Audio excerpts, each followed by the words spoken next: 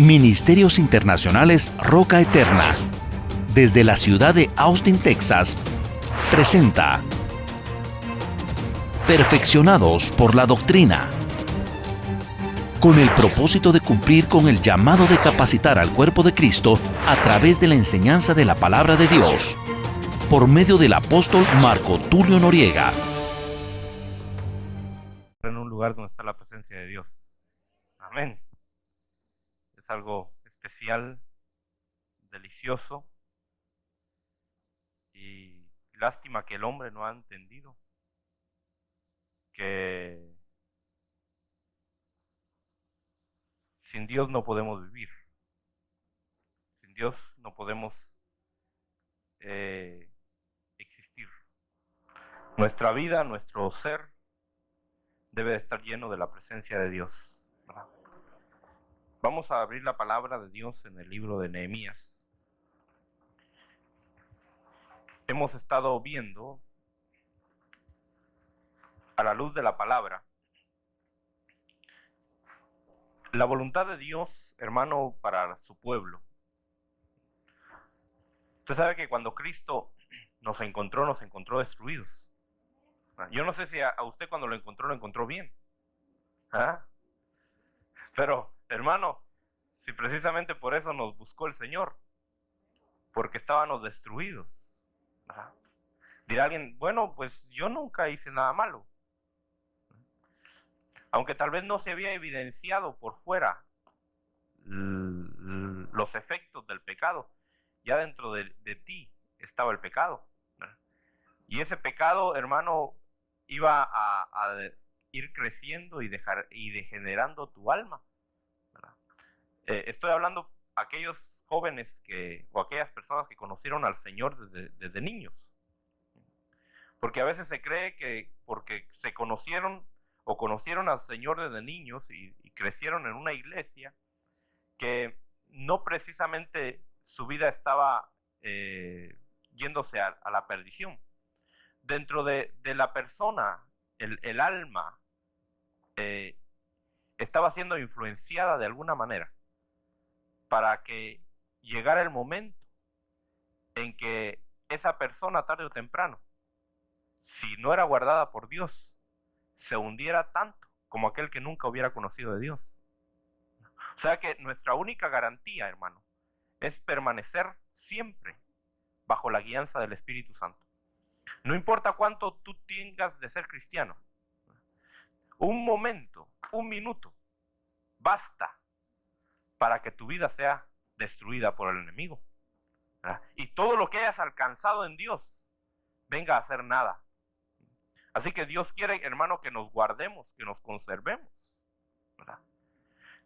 Vamos a abrir la palabra en Nehemías, capítulo 3.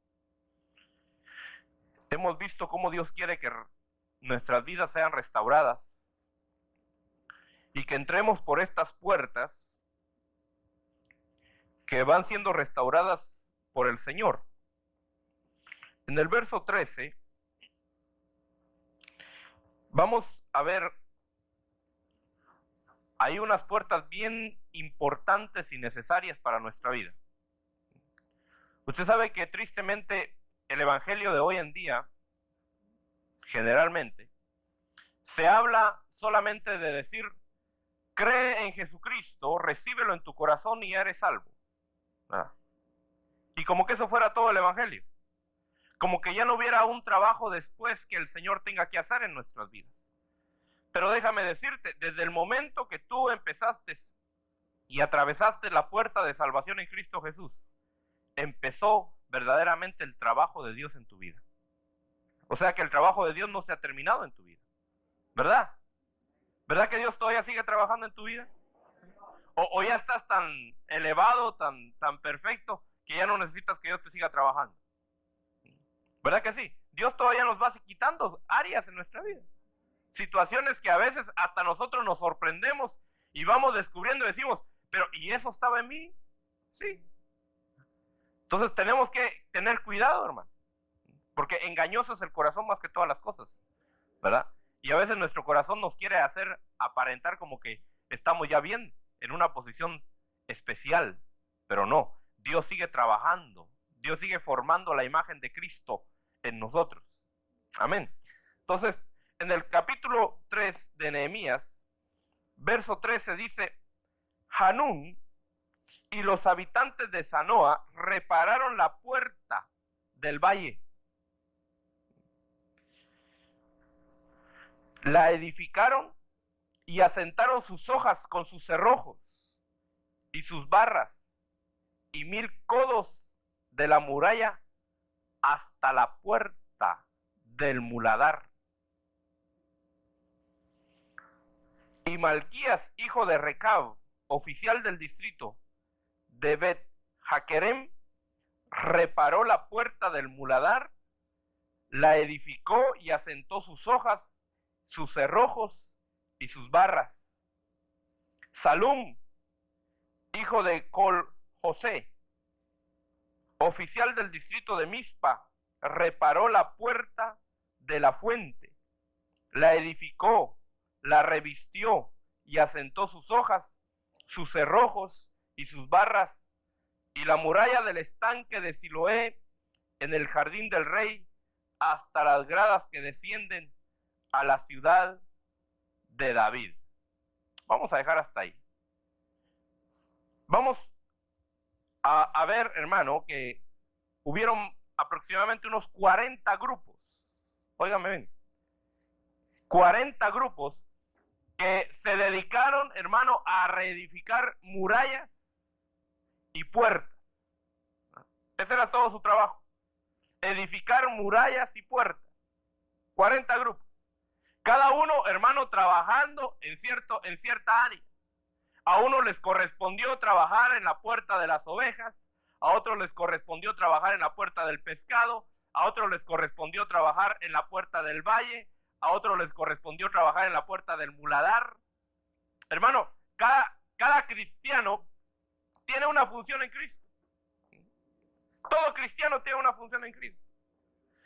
Hay gente, hermano, que pareciera como que toda su vida lo único que va a hacer es estar sentado en una banca de una iglesia. Pero déjame decirte, hermano, que Dios no te llamó para eso. Dios no te llamó solamente para que tú estés recibiendo, llenándote. Dios te llamó, hermano, para que tú crezcas, para que tú te capacites, para que tú te desarrolles y puedas trabajar y servir en la obra de Dios. Todos los que estamos aquí. Si ya tú le entregaste tu vida a Cristo, hermano, Dios tiene un propósito para tu vida, Dios tiene un trabajo para tu vida. Ahora, tú tienes que buscar la presencia de Dios y tú tienes que buscar la ubicación donde vas a trabajar por Dios. ¿Dónde vas a servir en la obra de Dios? Porque, hermano, como vemos aquí, hay aproximadamente unos 40 grupos. No todos iban a estar en todos los grupos. Usted sabe que hay gente que le gusta estar en todo y nunca hace nada por eso. Anda de aquí para allá, de aquí para allá y de aquí para allá, queriendo hacer de todo y nunca hace nada. Hermano, Dios quiere ubicarnos a cada uno. Dios quiere que tú te establezcas en un lugar para que ahí tú crezcas y te desarrolles y que ahí tú sirvas en la obra de Dios. Ahora, vemos aquí, hermano, la diversidad de funciones y trabajos que se requieren dentro de la obra del Señor. Ahora, todas estas obras, hermano, todos estos proyectos que habían, tenían siempre un líder. Estaban, por supuesto, supervisados por Nehemías. Nehemías era el supervisor general, ¿verdad? Y debajo de Nehemías, hermano, Dios estableció cabezas. Dios estableció, hermano, jefes para que pudieran coordinar el trabajo. Óigame bien. Estableció jefes no para que se enseñorearan de los trabajadores. No para que rigieran el vivir de los trabajadores, no. Sino para que coordinaran el trabajo de cada uno. Y esto es algo, hermano, que tenemos nosotros como pueblo de Dios que entenderlo. Porque ha habido, hermano, muy mal uso de la autoridad que Dios ha delegado a aquellos que ha llamado como cabezas. Esto es algo tremendo. Pero usted sabe que el hombre, hermano, siempre trata de mandar a los demás, ¿verdad? Hemos hablado mucho de eso, ¿verdad? ¿A quién no le gusta mandar aquí? ¿Ah? Hermano, si desde que nacemos ya queremos mandar a los papás, ¿verdad? Queremos leche y la queremos ya, ¿verdad? Y si no hacemos berrinche, ¿ya? Y ahí están los papás, hermano, ya siendo mandados por los hijos. ¿Verdad? O sea que ya traemos dentro de nosotros, hermano, la semilla de ser mandones, ¿verdad? Pero, hermano, Dios ha puesto gente, por supuesto, primero la tiene que capacitar para que pueda coordinar el trabajo dentro de la obra de Dios. O sea que no son, hermanos, capataces, ¿ya? No es de estar con el látigo, ¿verdad? Ahí arriando a los trabajadores. Usted sabe que Faraón eso fue lo que puso dentro del pueblo de Israel mientras el pueblo de Israel estaba en Egipto. Puso de los mismos del pueblo, hermano, puso capataces. Y los mismos capataces eran judíos, hermano, y estaban con el látigo detrás de los mismos de su pueblo. Pero eso no era la voluntad de Dios. Entonces, pareciera como que así estuviera el pueblo de Cristo hoy en día, hermano. Amenazado, amedrentado, hermano, porque siente el latigazo, tal vez del pastor. Pero no debe de ser así. El pastor solamente, hermano, es un coordinador. Ahora, necesitamos nosotros, hermano, integrarnos al grupo de trabajo, al grupo que funciona. Necesitas tú, hermano, ser integrado y que se te den las herramientas necesarias para que tú hagas la obra de Dios. Ahora, por supuesto, para eso, hermano, necesitas prepararte y capacitarte. A veces el trabajo más duro, hermano, de un pastor es el poder meter en la mente y en el corazón al pueblo de Dios la necesidad que tiene de prepararse.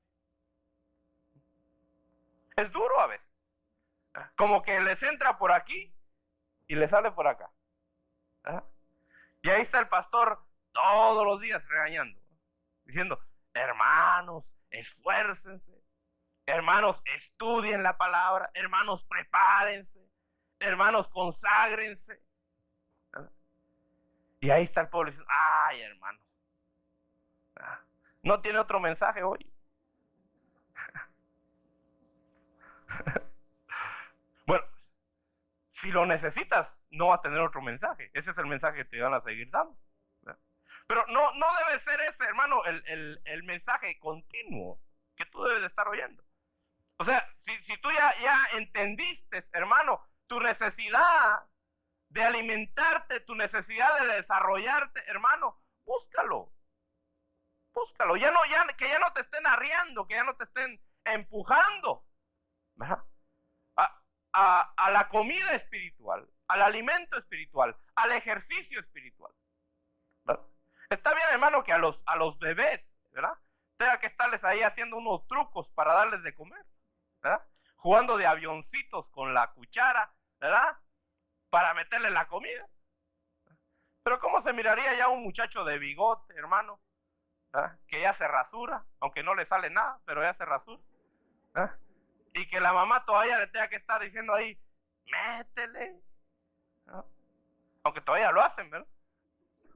Ahí dejan los vegetales a un lado, las cebollas no les gusta, ¿verdad? ¿Verdad? Y creen, hermano, que los papás o la mamá lo único que quiere es fastidiarle la comida al hijo. ¿Verdad? Dice el hijo, ¿por qué no me da buena comida? ¿Verdad? ¿Por qué me da la comida que no me gusta? Hoy precisamente estaba yo pensando, hermano, ¿por qué la comida tan sabrosa nos hace mal? Yo pensaba y decía, ¿por qué el aguacate no entra dentro del grupo de nutrición? Usted sabe que el aguacate tan sabroso que es. Algunos, ¿verdad? Depende. Pero, hermano, el aguacate es dañino. Comerlo en exceso es dañino. Es una de las fuentes de más colesterol que existen, ¿no? decía, ¿por qué en lugar de la lechuga no pusieron el aguacate? ¿Ah? Comer guacamole todos los días, hermano. ¿Ah? Pero, hermano, no siempre el alimento que nosotros necesitamos va a ser el agradable, el que nosotros queremos, ¿no?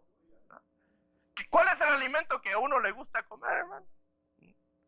Lo grasoso, ¿verdad? Lo que no alimenta, lo que no nutre, lo que no tiene vitaminas, eso sí le damos. ¿Verdad? Y ahí están los muchachos comiendo de todo, y cuando llega el momento de cenar y alimentarse ya no tienen hambre. Se les acabó el hambre. Entonces, pero ya conforme uno va creciendo, hermano, y ya va entrando a la madurez, al entendimiento, hermano, ya uno ya no busca los alimentos por el sabor que tienen, sino porque entiende y comprende que lo necesita uno. A mí no me gustaban los vegetales, hermano. Pero yo entendí, llegó el momento en que entendí que tenía que comer vegetales. Y al principio ahí me los pasaba a la fuerza. Pero fíjese que poco a poco va agarrando uno el sabor. Y aquello que se hacía tan tedioso, tan horrible, hermano, pues no le voy a decir que es un deleite, pero por lo menos ya no es, hermano, aquello fastidioso. Ya por lo menos ya uno ya le haya un poquito de sabor, ¿verdad? Ya no es tan tormentoso comer. Entonces, de la misma manera, hermano, tenemos que llegar a un nivel espiritual donde busquemos nosotros, hermano, por nosotros mismos, el hacer ejercicios espirituales, el alimentarnos espiritualmente, hermano, no con lo que nos gusta nada más, sino verdaderamente entendiendo que necesitamos nutrirnos del alimento de la palabra de Dios. Usted sabe que hay gente que dice, hermano, yo no leo la Biblia porque no siento leerla. Dígale a un niño, hermano, que no lo va a obligar a comer porque no siente comer. ¿Verdad? Si usted es buen padre y buena madre, va a decir, un momentito, mijito, no tienes hambre, pero vas a comer. ¿Te guste o no te guste? Entonces, uno entendiendo eso, hermano, tiene que ir a la palabra de Dios y decir, Señor, no lo entiendo. No comprendo tu palabra, Señor, pero yo la necesito. Yo necesito nutrirme, yo necesito alimentarme, yo necesito crecer en el conocimiento de tu palabra, porque ahí está la vida eterna. E ir a la palabra, hermano, aún aunque sea así con el brazo medio torcido y a la fuerza, hermano, y comernos la palabra de Dios, ¿verdad? Nutrirnos de la palabra de Dios, ¿verdad? Es triste, hermano, que los cristianos les hacemos exámenes y me los quiebro, ¿verdad? ¿Ah? Notas bajas, hermano. 16 puntos, 10 puntos, 6 puntos. ¿Ah? Y 100 es nada, hermano. Fíjese. Hermano, ¿culpa de quién será? Dicen, es que son muy duros los exámenes, hermano. Estoy hablando de los miércoles, los estudios que tenemos los miércoles. No voy a pensar que aquí en la iglesia les pasamos los exámenes, no. Son los miércoles que tenemos clases especiales para los que quieren prepararse. No tanto para otra cosa, sino para que vean en realidad su condición y que nos preocupemos, hermano. Porque usted sabe que cuando uno se da cuenta de la realidad, se preocupa. Usted va y le hacen un examen y saca 10 sobre 100. Es preocupante, ¿verdad? Y dice, no, algo está fallando aquí. Yo debería de haber sacado un 100 o por lo menos un 90. Pero necesitamos nosotros, hermano, preocuparnos. ¿Verdad? Preocuparnos en desarrollarnos e integrarnos a un grupo de trabajo. El Señor no te ha llamado para estar ocioso, hermano. El Señor te ha llamado a trabajar en su obra. Amén. Bueno, entonces, fíjate que hay diferentes diferentes áreas de trabajo. No importa dónde trabajes. Lo importante es que estés trabajando, hermano, para la misma causa. Por eso nosotros hemos dicho, no importa la congregación a la que tú vayas, pero solamente que esa congregación verdaderamente esté haciendo la obra de Cristo. Porque no es una denominación, hermano, única en la tierra la que existe. No es una iglesia única en la tierra que existe, denominacionalmente hablando, ¿verdad? Dios tiene diferentes funciones, ¿verdad? Por eso el Señor ha llamado diferentes apóstoles.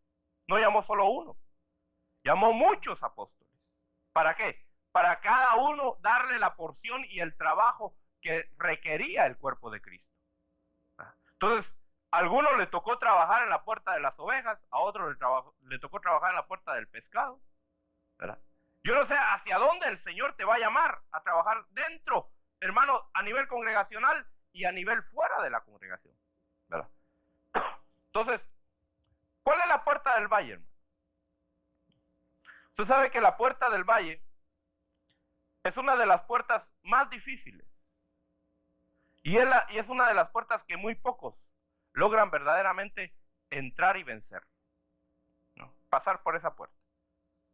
Es fácil, hermano, estar en un nivel espiritual elevado, estar animado y buscar a Dios.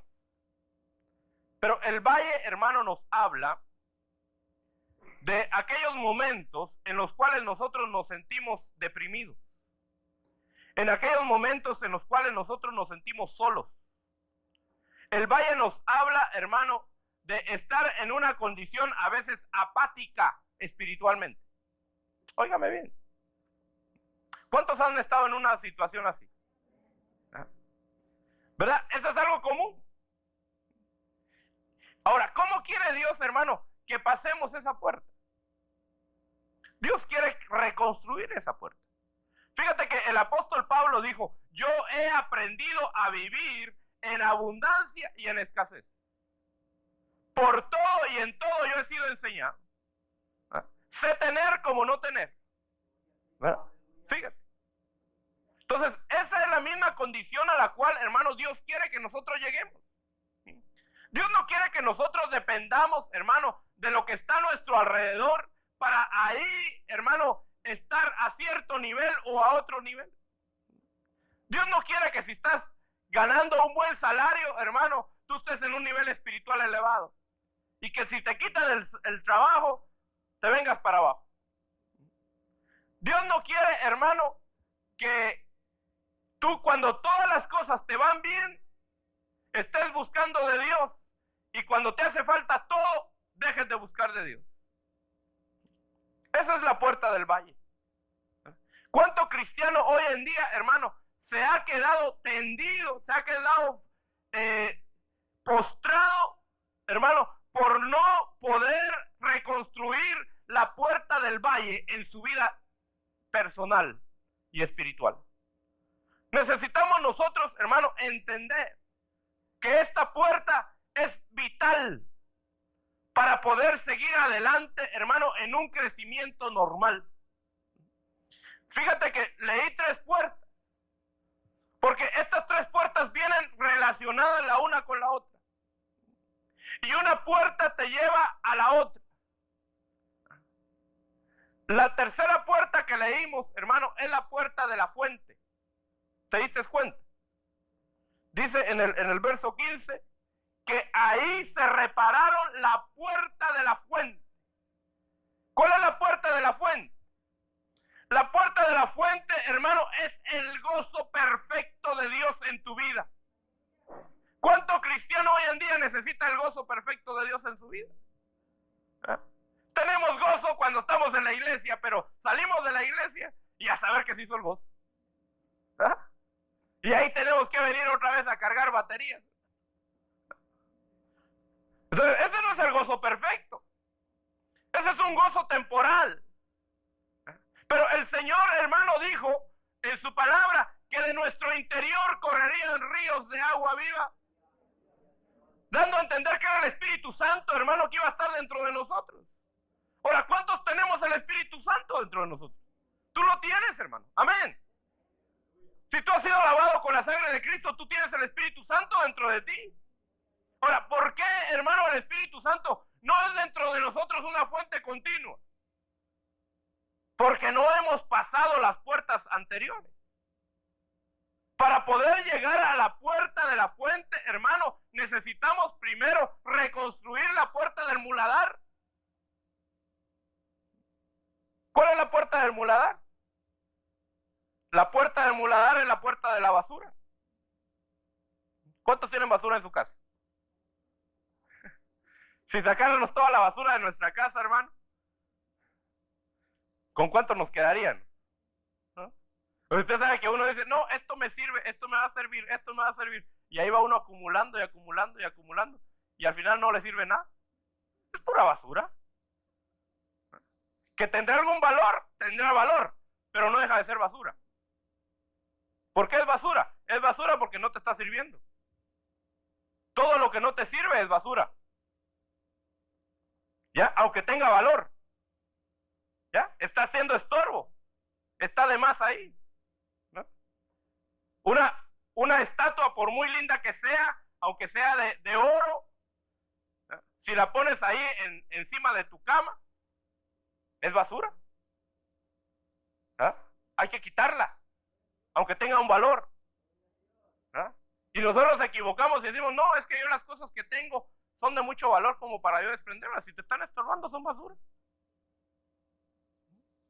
Ahora, para poder construir la puerta del muladar, primero también tienes que atravesar por la puerta del valle. ¿Por qué? Porque la puerta del valle, hermano, nos lleva a nosotros a reconocer que hay basura dentro de nosotros. ¿Ah?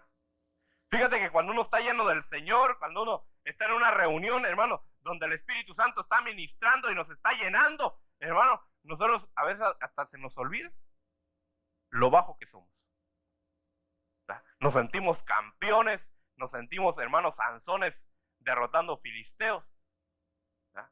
Pero Dios a veces viene y nos lleva por el valle. ¿Para qué? Para que nos recordemos todavía, ¿verdad? ¿Cuánto hay dentro de nosotros que el Señor necesita quitar de nuestras vidas? Entonces, por eso es importante, hermano, que podamos reconstruir la puerta del valle. Ahora, hay un peligro tremendo, hermano, en construir esta puerta. Yo quiero que vayamos a Primera de Reyes, capítulo 20. Primera de Reyes, capítulo 20.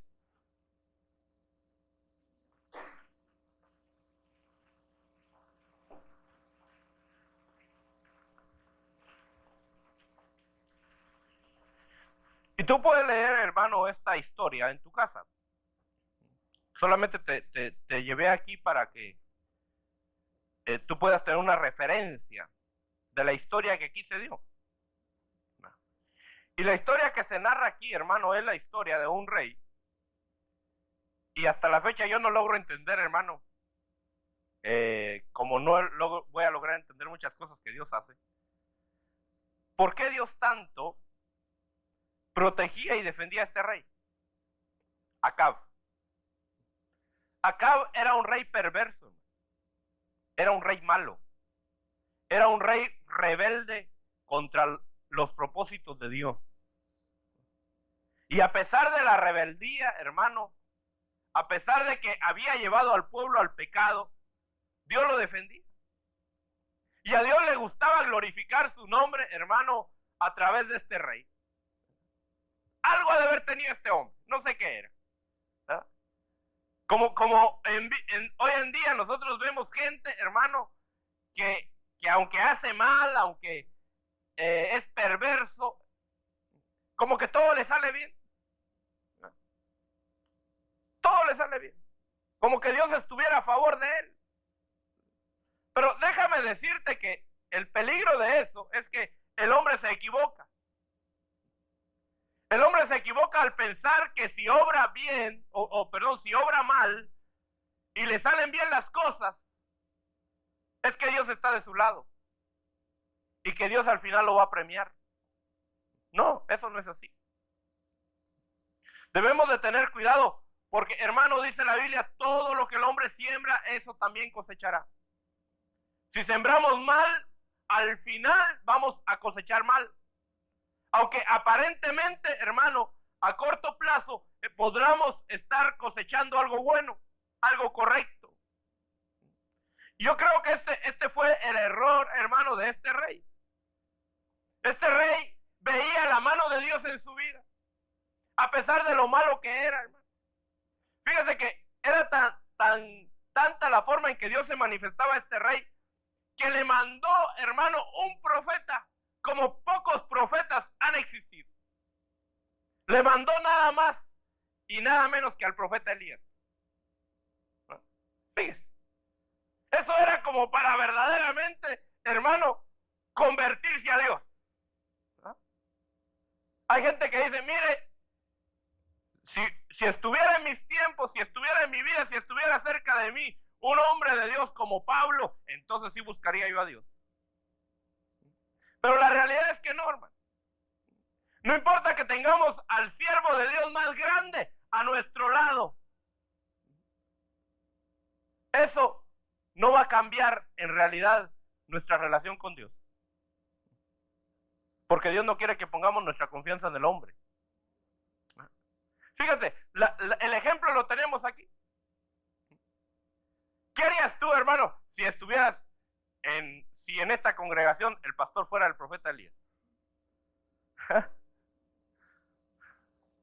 Yo creo que antes de entrar allá, hermano, te pondrías a cuenta, ¿no? Dijeras tú, no vaya a ser que esta noche el profeta decida bajar fuego del cielo y que queme a todos aquellos que vengan mal delante de Dios. Porque usted sabe que el profeta Elías llegó a esa situación. Dice la Biblia que se subió a un monte, hermano, y el rey lo mandó a llamar, y era, hermano, el capitán con sus hombres, y le dice, profeta de Dios, ven, vamos, te vamos a llevar con el rey.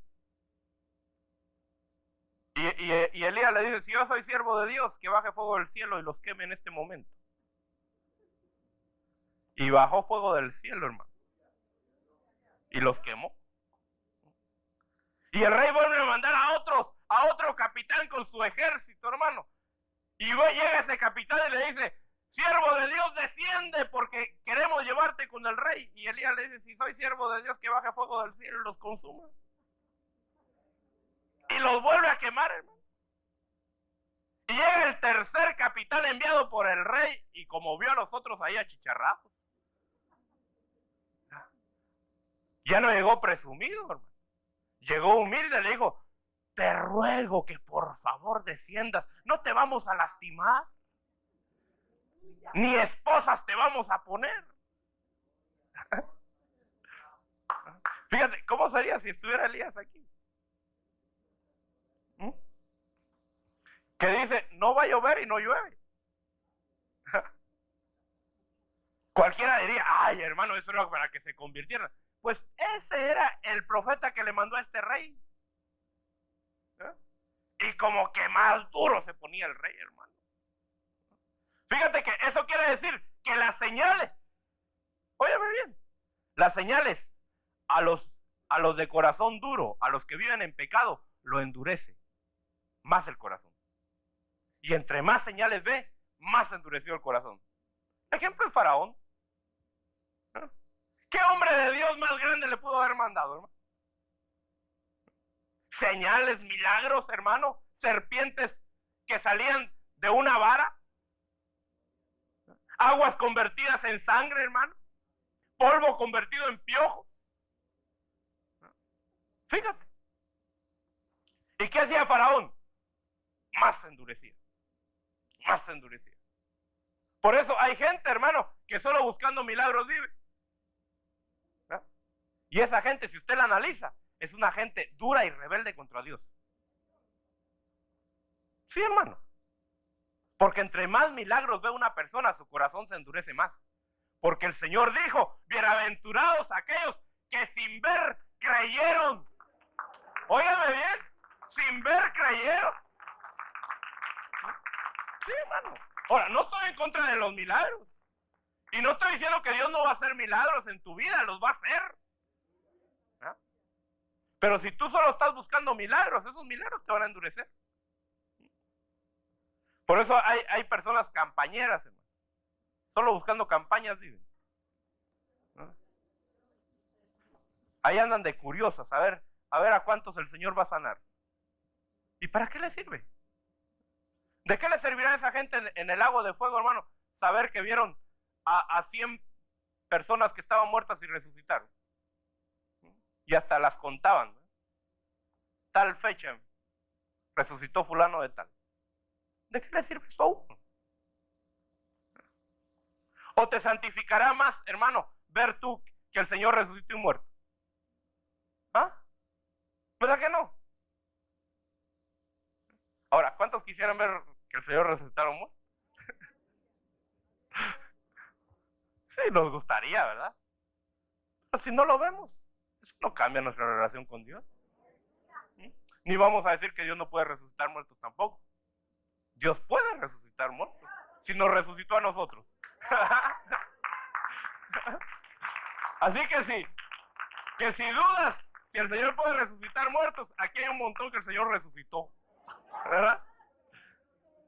Y nos dio vida, dice la Biblia, cuando estábamos muertos en nuestros delitos y pecados. ¿Verdad? Entonces, fíjate, este rey, yo no sé por qué tenía esos privilegios, pero la lección aquí, hermano, es que las muchas bendiciones pueden ser maldiciones si endurecemos nuestro corazón. Así que no endurezcamos nuestro corazón hacia Dios. Ahora, este rey, hermano, es acechado por otro rey, el rey Ben-Hadad. Y este rey Ben-Hadad, hermano, llega y le dice, mira, el verso 3 del capítulo 20 dice, tu plata, tu oro son míos, míos son también tus mujeres y tus hijos más hermosos. Y el rey de Israel respondió y dijo, sea conforme a tu palabra, oh rey, Señor mío, tuyo soy yo y todo lo que tengo. Así estábamos nosotros antes, ¿verdad? Venía el diablo y nos decía, mira, todo es mío. ¿Verdad que así te trataba el diablo? Le decía, tu hijo es mío, tu mujer es mía, tú eres mío. Así, hermano. El que no tiene a Cristo como su jefe, como su amo, tiene al diablo como su jefe y su amo. Todos somos esclavos en esta vida, hermano. Todos. Tú eres esclavo en esta vida. Ahora, tú puedes escoger esclavo de quién ser. ¿Ah? Tú puedes escoger ser esclavo de Cristo, como dijo el apóstol Pablo, o tú puedes decir, no, yo no soy esclavo de Cristo. Pero si dices que no eres esclavo de Cristo, te constituyes automáticamente en esclavo del diablo. Aunque digas que no. Aunque digas que tú haces lo que se te da la gana, mentiras. Tú haces lo que el diablo te ordena que hagas. Sí. Porque no podemos estar libres, hermano. Tenemos que servir a alguien. A Cristo o a Satanás. Ahora, este rey viene, hermano, y dice, mira, tú reconoces que yo soy tu amo, tu señor, y el rey le dice, sí, yo lo reconozco. Bueno, dámelos entonces. Yo voy a mandar mis mensajeros y te van a ir a quitar todo tu oro, toda tu plata, todos tus tesoros, porque tú dices que son míos. Fíjate que el diablo es abusivo. Por eso es que hay muchos padres que hoy en día se lamenta y dice, pero ¿por qué el diablo se llevó a mi hijo? Porque tú se lo diste. Porque no le prestaste atención, porque se lo entregaste así. Cuando tú le decías al niño, vaya a ver esas caricaturas ahí, a la tele, se lo estabas entregando al diablo. Estoy hablando de las caricaturas fuera de lo normal, no estoy hablando de las caricaturas normales. No estoy diciendo que las caricaturas son pecado, ni que la televisión es pecado, no. La televisión en sí no es pecado, las caricaturas en sí no son pecado, pero hay caricaturas que el diablo hoy en día está usando para ganarse a los hijos. Hay programas en la televisión que los padres tienen que tener mucho cuidado con lo que sus hijos ven, especialmente ahora con el cable y con el control remoto. ¿Ah? Ahí están los hijos viendo y viene el papá y ¡pah! Un botoncito y ya están viendo el programa cristiano. Y dice el papá, qué lindo mi muchachito. Quítele el control remoto. Y que mire lo que usted le autorice ver. Porque Dios le va a pedir cuentas. El diablo va a venir un día y va a decirle, dame tu hijo. Porque es mío, tú me lo diste. Tengamos cuidado, hermano. Ser padre es una responsabilidad seria. No es nada más de tener hijos por montones, hermano. Tú tienes que aprender a educar y a instruir a tus hijos. Porque Dios te va a pedir cuenta de ellos. No los puedes salvar, porque no hay padre que pueda salvar a sus hijos. Pero los puedes cubrir. Mientras estén bajo tu cuidado, pueden ser santificados, dice la Biblia. O pueden ser inmundos, depende de ti. Entonces este rey viene y le dice, dámelos, porque son míos. Y entonces este rey acá se afligió y dijo, pero ¿cómo es posible? Yo pensé que era un juego, yo pensé que era una broma esto, de que lo mío era de él. Hay situaciones que nosotros hacemos, hermano, que con eso nos estamos comprometiendo con el enemigo.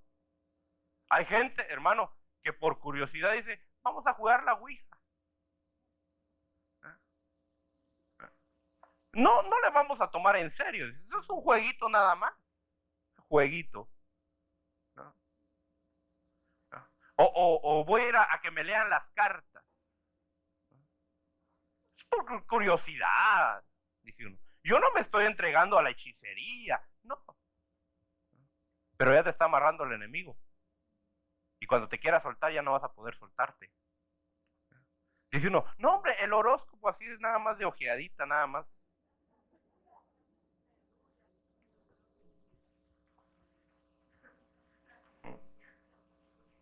O ahora hasta por teléfono, ¿eh? 1-800, no sé cuánto, que hasta la llamada es gratis. Gratis será. Con eso te estás vendiendo al enemigo. El enemigo no te da nada gratis. Eso es mentira, hermano. El único que te da las cosas gratis es Dios. Y nadie más, hermano. Solo Dios. ¿Tú lo crees? Bueno, así que el diablo no te da nada gratis, hermano. Dicen los gringos, si te suena muy bueno, no es cierto. No lo sé decir en inglés, por eso no lo digo.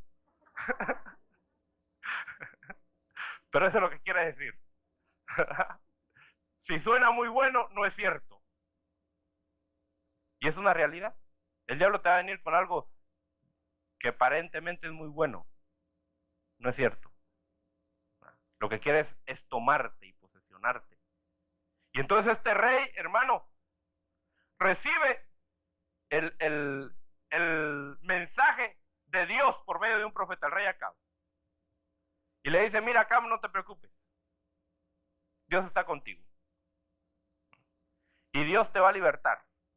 Dios te va a dar la victoria. Y le dice el rey Acab, ¿y cómo me la va a dar? Y hoy me viene esto, hermano. Dice, te la va a dar por medio de los jóvenes. Lo leemos. Dice el verso 14. Dice, y Acab dijo, le preguntó al profeta. Le dijo, ¿por medio de quién me vas a entregar en mi mano a ese rey? Y él le dijo, así dice el Señor, por medio de los jóvenes, de los jefes de las provincias, Hermano, Dios te quiere dar la victoria en tu hogar por medio de los jóvenes. Dios quiere dar la victoria en las iglesias por medio de los jóvenes. Por eso a los jóvenes hay que instruirlos, hermano. Y hay que guiarlos.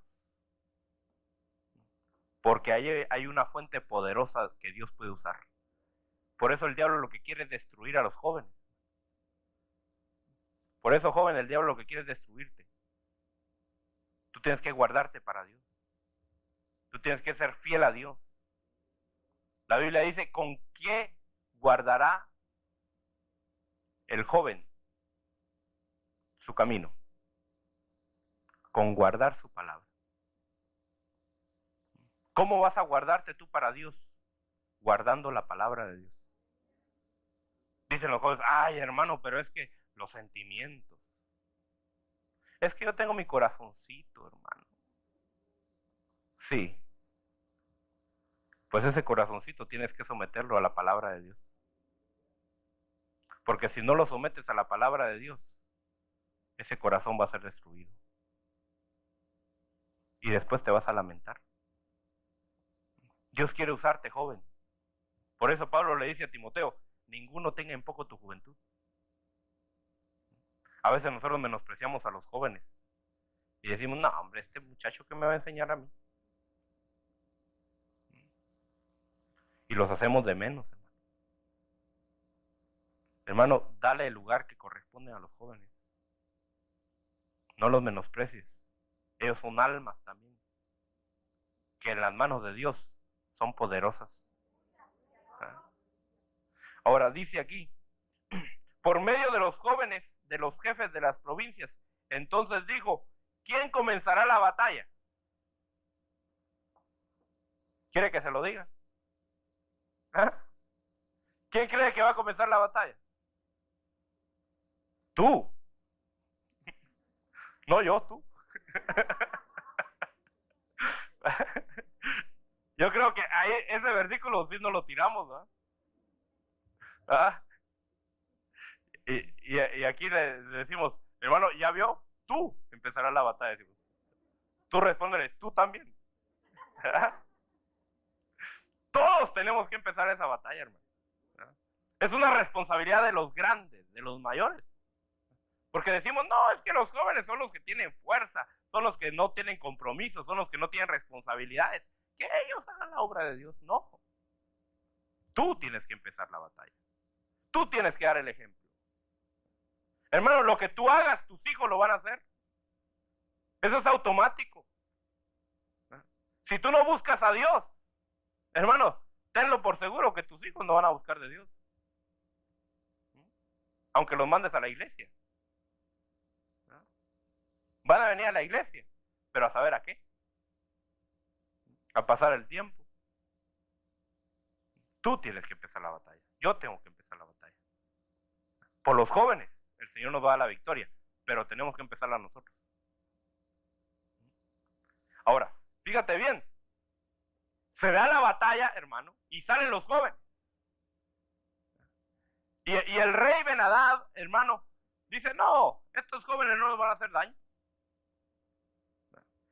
Vayan, dice, le dice a sus ejércitos, vayan y capturen los vivos. Esto es algo tremendo. Lo voy a leer, hermano, porque esto es algo bien tremendo, hermano. Dice, verso 17, los jóvenes de los jefes de las provincias salieron primero y envió Ben-Hadad mensajeros que le avisaron diciendo, han salido hombres de Samaria. Entonces dijo, si en paz han salido, prendedlos vivos. O si en guerra han salido, prendedlos vivos. Salieron pues aquellos de la ciudad, los jóvenes de los jefes de las provincias y el ejército que los seguía, y mató cada uno a su hombre. Ahora, fíjate bien lo tremendo. El diablo quiere agarrar a la juventud viva. El diablo quiere aprisionar a la juventud. No la quiere matar, hermano. Porque el diablo no crea que es tonto. El diablo quiere utilizar la fuerza juvenil para sus propios planes.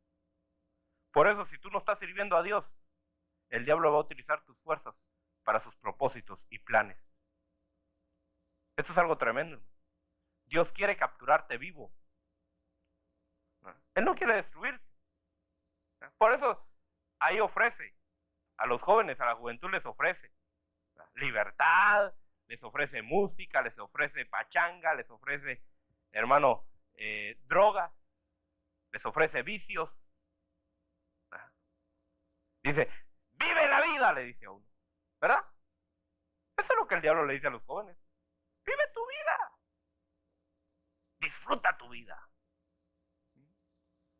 Pero hermano, estos jóvenes salieron para pelear contra Satanás. Salieron para pelear contra el enemigo. Y dice la Biblia, hermano, que cada joven mató a aquellos que venían en contra a quererlos aprisionar.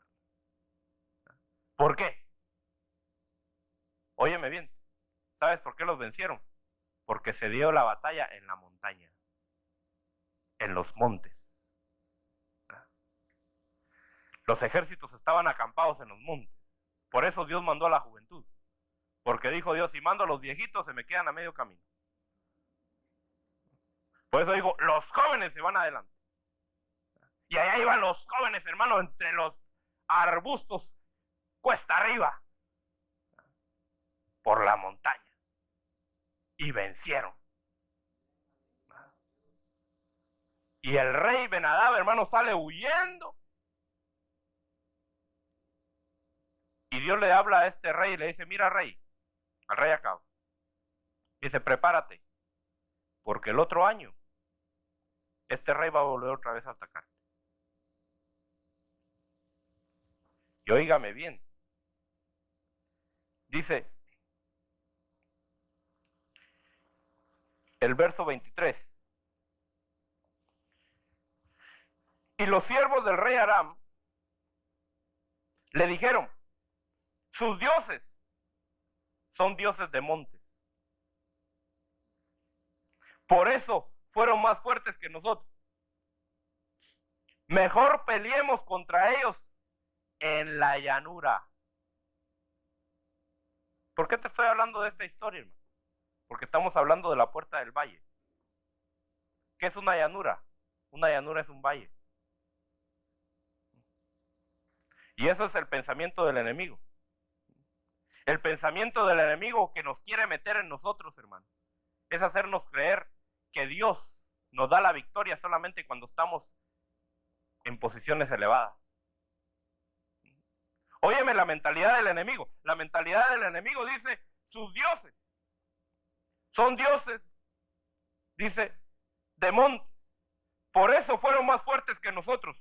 Mejor peleemos contra ellos en la llanura, pues no seremos más fuertes que ellos. ¿Se da cuenta?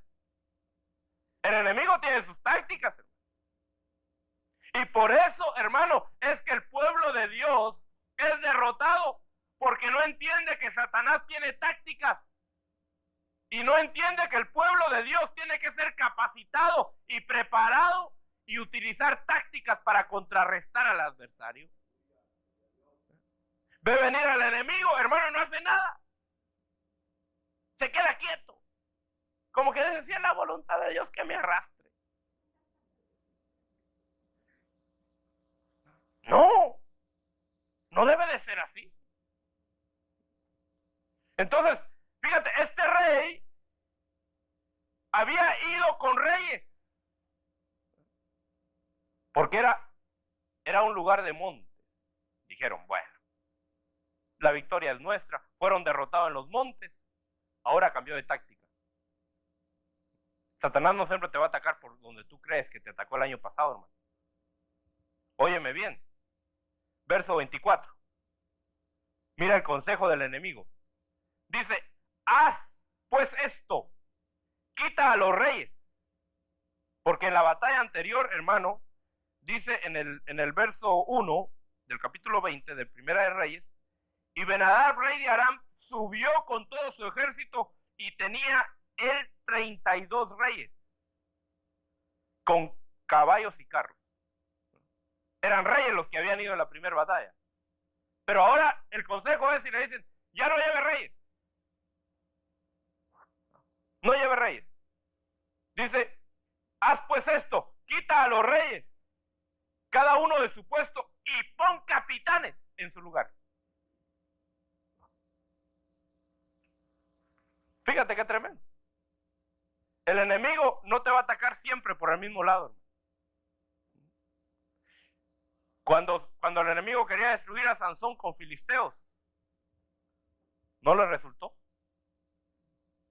Dice la Biblia que venía la unción de Dios y con una quijada de burro mataba cientos de filisteos.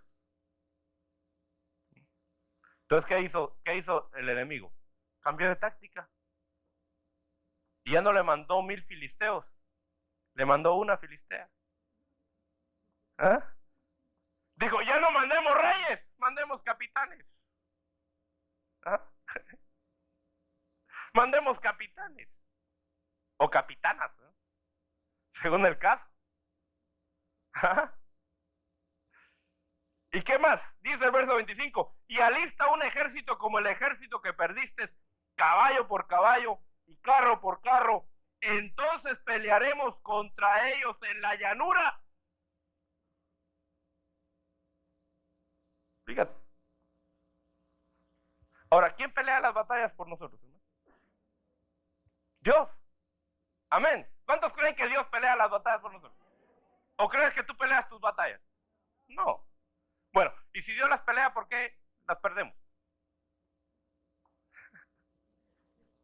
¿O será que Dios pierde, hermano? Porque es fácil decir, Señor, ¿por qué me fallaste? ¿Verdad? No, hermano, Dios es fiel. Y aquí, hermano, podemos ver la fidelidad de Dios, hermano. Dios pudo haberle dicho acá, mira acá, yo te advertí que iba a venir el rey el siguiente año y tú no te preparaste, fue tu culpa. Pero Dios no dijo eso. Dios no lo abandonó. Mira lo que dice, verso 28. Entonces un hombre de Dios se acercó y habló al rey de Israel, Acab, y dijo, así dice el Señor, porque los arameos han dicho, el Señor es un Dios de montes, pero no es un Dios de los valles. Por tanto, entregaré a toda esta gran multitud en tu mano y sabrán que yo soy el Señor. ¿Ah? Mira, hermano, si nos conviene que el diablo sea terco. ¿Ah? Porque entonces dice Dios, con que dices que yo no soy poderoso, con que dices que el año pasado lo derrotaste, si este año lo vas, no, el año pasado te derrotaron y este año no te van a poder derrotar, pues este año también te van a derrotar. Hermano, si el enemigo te ha dicho que la situación que tú estás viviendo no la vas a poder vencer, dile, Dios me ha dado a mí la victoria. Dios me ha dado a mí la victoria. Hermano, Dios no es Dios de montañas nada más. Dios es Dios de valles. Dios quiere que entiendas, hermano, que necesitas entrar por la puerta del valle y conocer a ese Dios que es Dios de valles también. Dios no es Dios solamente de victorias cuando solamente todo te va bien. No, hermano, Dios es Dios de victorias aunque todo te vaya mal. ¿Ah? Por eso Dios recibió la visita un día de Satanás. Y le dijo Satanás, ¿de dónde vienes? Le dijo, vengo de visitar a Job. Ah, le dijo Dios, ¿ya sabes que ese es un buen siervo? ¿Cómo me busca? ¿Cómo me sirve? Le dijo, sí, ¿cómo no? ¿Cómo no te va a buscar si tú lo has bendecido? Si le das carro nuevo. ¿Ah? ¿Cómo no te va a buscar si tiene trabajo? Mira, ¿qué le estaba diciendo ahí? No, es que eres un Dios, tú eres un Dios de montañas. Quítale lo que tiene y a ver si todavía te sigue bendiciendo. ¿Qué estaba diciendo ahí? Tú no eres Dios de valles. Pero el Dios que tenía a Job era Dios de montañas y de valles, hermano. ¿Ah? Hermano, tu Dios no es solamente de montañas, es de valles también. Ahí Dios te quiere mostrar su poder. Cuando te sientes solo, cuando te sientes desanimado, cuando te sientes, hermano, frustrado, cuando te sientes derrotado, hermano, ahí Dios quiere manifestar su poder en tu vida. Pero lo que necesitas es recibir su poder. Dejar que Él obre, que Él trabaje. Entonces, ahora, hermano, viene el enemigo, pero ya no viene en las montañas. Viene en los valles. Y en los valles, hermano, es peligroso porque los enemigos tenían carros. Y en las montañas no podían usar los carros. Pero en los valles sí. Y aparte de eso, no venían aquellos panzones, reyes. Venían capitanes jóvenes, diestros para la guerra. Por eso el consejo fue, no mandes esos que solo a emborracharse van. Manda gente que vaya a pelear. Y entonces, óigame bien, verso 27. Y los hijos de Israel fueron alistados y provistos.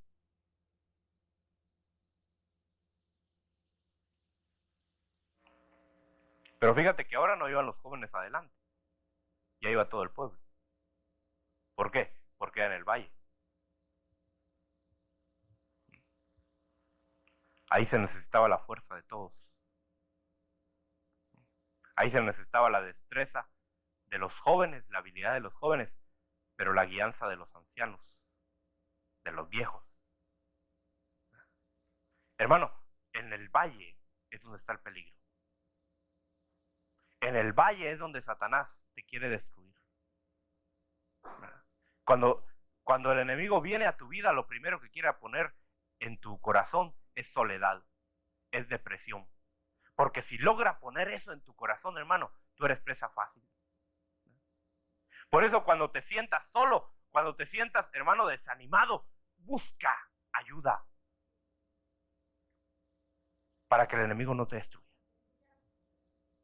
Eso es entrar por la puerta del valle, hermano.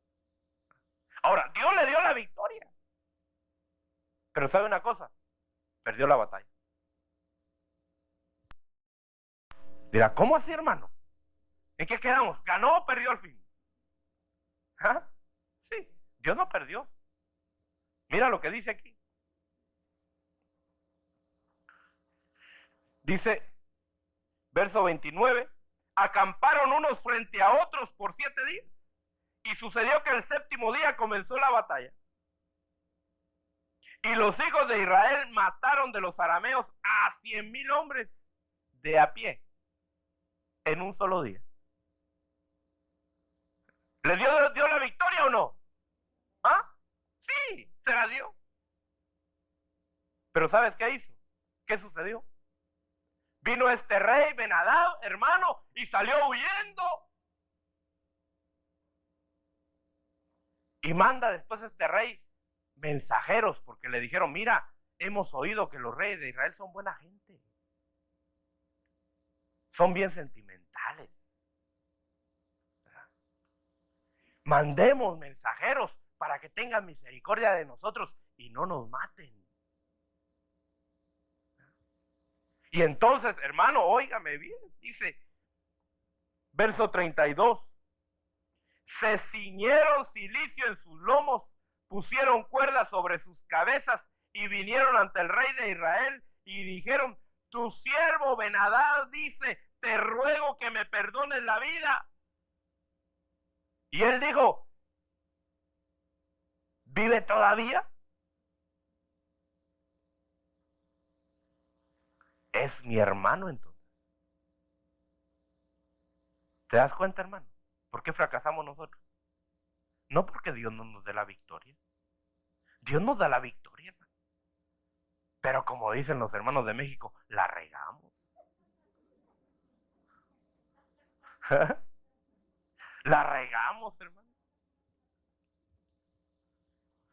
Dios le había dado al rey enemigo en sus manos, hermano. Y viene ahí ese rey, hermano, con sus enviados, así todos humildes. ¿No? Y dicen, pobrecito, hay que tener misericordia, hay que tener compasión. perdonémosle la vida, es nuestro hermano. Fíjate. Y no solo hizo eso, hermano. Mira lo que hizo, además de eso. Dice el verso 34. Vamos a ver, a leer el 33. Dice, y los hombres tomaron esto como señal, y tomando de él la palabra, prestamente dijeron, tu hermano Benadé vive. ¿Desde cuándo somos parientes del demonio, hermano?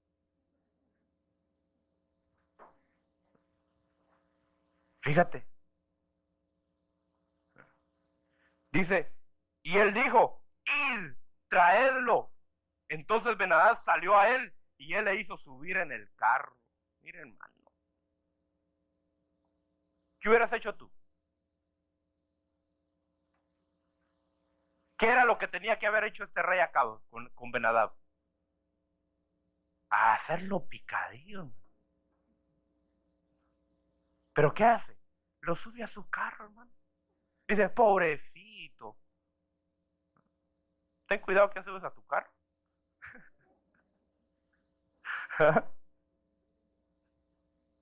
Fíjate. Verso 34. Pero no se quedó solo ahí, hermano. Dice, y Benadab le dijo, devolveré las ciudades que mi padre tomó de tu padre, y te harás calles en Damasco como mi padre hizo en Samaria. Y yo, dijo Acab, con este pacto te dejaré ir. Hizo pues pacto con él y lo dejó ir. ¿Se da cuenta por qué ahora nosotros fracasamos en los valles? No porque Dios no nos dé la victoria. Es que cuando ya Dios nos da la victoria nos confiamos y no destruimos totalmente al enemigo. Los sentimientos nos engañan, especialmente con los jóvenes. Tanta tentación, ¿verdad? Viene el enemigo y les pone mozos preciosos a las muchachas. O bellezas bajadas del cielo, según ellos, a los jóvenes. Y ahí están peleando, hermano, y el Señor les da fortaleza, y el Señor les da la victoria. ¿Verdad? Y hasta que logran decir, ya no, rompo mi amistad con ese muchacho, con esa muchacha. Ya no quiero nada que ver con eso. Pero suena el teléfono. ¡Tring! Dice, no, pero solo seamos amigos. Ah, bueno, solo amigos. Está bien. Pero solo amigos. Nada más. Ya te enlazaste. Hay que destruir eso de raíz. Yo creo que todos me entienden lo que estoy diciendo, ¿no? Por eso, hermano, es que hay muchas derrotas en los valles. Porque el diablo viene y te dice, pero si no tienes amigos en la iglesia, ¿dónde vas a tener amigos?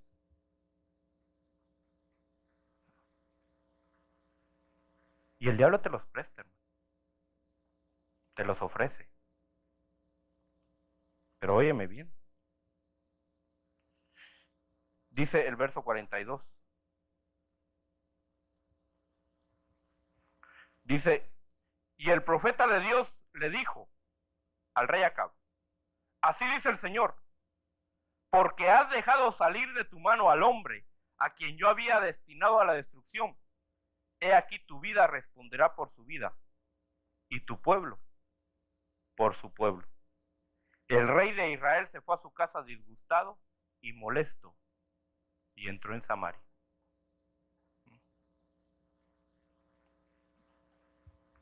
Por eso hay mucho joven cristiano frustrado, molesto y encerrado en sus cuartos, porque no han sido fieles a la voz de Dios. Porque aunque Dios les ha dado la victoria, se han dejado derrotar al final. Pero después no vayas a decir que Dios no fue el que te dio no vayas a decir que por culpa de Dios, por no ayudarte, fue que no alcanzaste la victoria. Dios te la da. Pero de ti depende mantener esa victoria. Y de nadie más. Guardémonos para Dios. Entremos por la puerta del valle y veamos que nuestro Dios al que servimos es Dios de montañas y Dios de valles. Necesitamos reconstruir esa puerta, hermano, y entrar por esa puerta, renunciando primeramente a los ataques del enemigo que nos vienen a decir que estamos solos. Tú no estás solo. Dios está contigo. Busca refugio en Dios. Y en Él está tu victoria y tu fortaleza. Inclina tu rostro, cierra tus ojos. Ministerios Internacionales Roca Eterna, desde la ciudad de Austin, Texas, presenta Perfeccionados por la Doctrina, con el propósito de cumplir con el llamado de capacitar al cuerpo de Cristo a través de la enseñanza de la palabra de Dios, por medio del apóstol Marco Tulio Noriega.